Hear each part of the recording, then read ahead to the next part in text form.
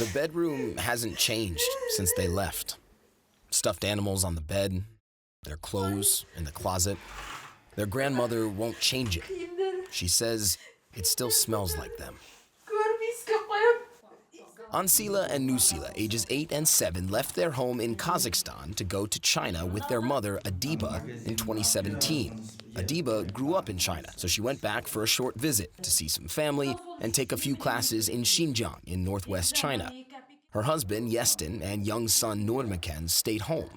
But shortly after they arrived, Adibah and her daughters disappeared because they went back at the wrong time.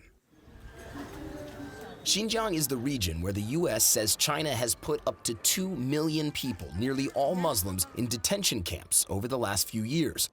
Activists say Beijing has done that to try to eliminate Islam within its borders. And ex-detainees have told CNN they were tortured inside while undergoing political indoctrination. Adibah and her family are Muslim. Her husband Yestin says a relative told him his wife was put in such a camp while his daughters were sent to live with distant relatives. He hasn't heard from any of them in nearly 2 years. When he sees young women in the neighborhood, he calls them mama, Yestin says. He doesn't even know what his own mother looks like. China says these camps aren't prisons, but voluntary vocational training centers that are being used to not eliminate Islam generally, only Islamic extremism, that the government has linked to past terror attacks in the region. So authorities play propaganda videos like this one on state-run TV to show happy Muslims cheerfully learning. They interview some who have supposedly been, quote, reformed, steered away from a life of terrorism. But even if that's true, Yestin says that still does not explain why his wife was locked up. My wife is not a terrorist, he says. She has nothing to do with it. I can't express with words how much pain I feel when I think of her there. We asked Chinese authorities what happened to Adibah.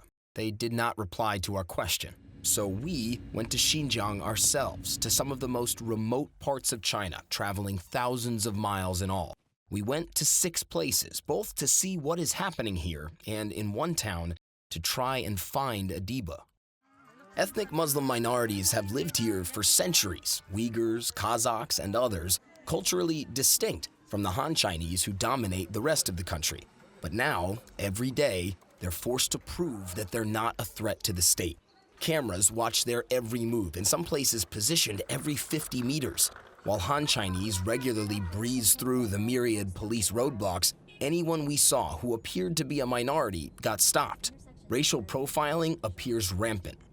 But all that is likely still better than life for those that end up in places like this. Detention camps designed for Muslim ethnic minorities, like this one outside the city of Kashgar. What China calls a job training site to us looked a lot more like a prison. High walls, barbed wire, guard towers, things multiple experts told CNN are telltale signs of detention centers. Images like this are rare. Few people have seen camps like this up close because China's government tries to prevent reporters like us from seeing them. A police officer soon reminded us of that fact. What's happening here is that this police officer does not want us to film, but what we believe is that that's a camp right there. This is as close as we've been able to get.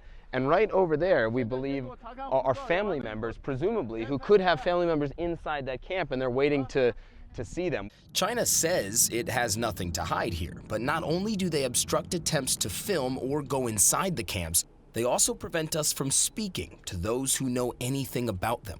We tried to talk to this man who just brought food to his brother, who he says is being held in the camp, but before we could ask about life inside, plainclothes security surrounded us and told the man to be quiet.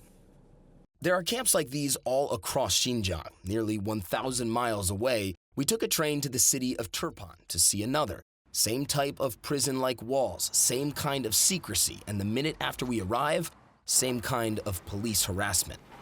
Ma'am, can you tell me what that is?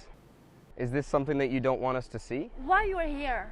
You tell me why you're here. Why you're here? We're here to film what we believe is a camp for Uyghurs and for Kazakhs and for Kyrgyz and for all ethnic Muslim minorities. Who told you that? She threatened to arrest us and demanded we delete our footage, so we had to leave. Our last stop is the town of Tuoli, where Adibah's family says she was detained.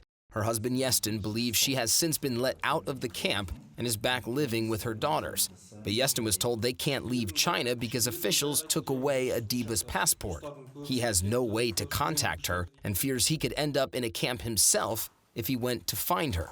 So we tried to find Adiba ourselves. But as soon as we arrive in town, traffic police block our way, and officials who'd been following us insist on a group dinner. We decline strongly, saying no, no, no. But in the end, we've got no choice. As Muslim minorities languish in camps not far away, government officials drink liquor and dance to folk music. It is an absurd scene, but we can't leave. And so we were unable to find Adiba, and we couldn't deliver this message, what Yestin wanted us to share if we found her. Quote, "Our son and I have been waiting and will always wait for you. You are the love of my life." Matt Rivers, CNN, Xinjiang, China.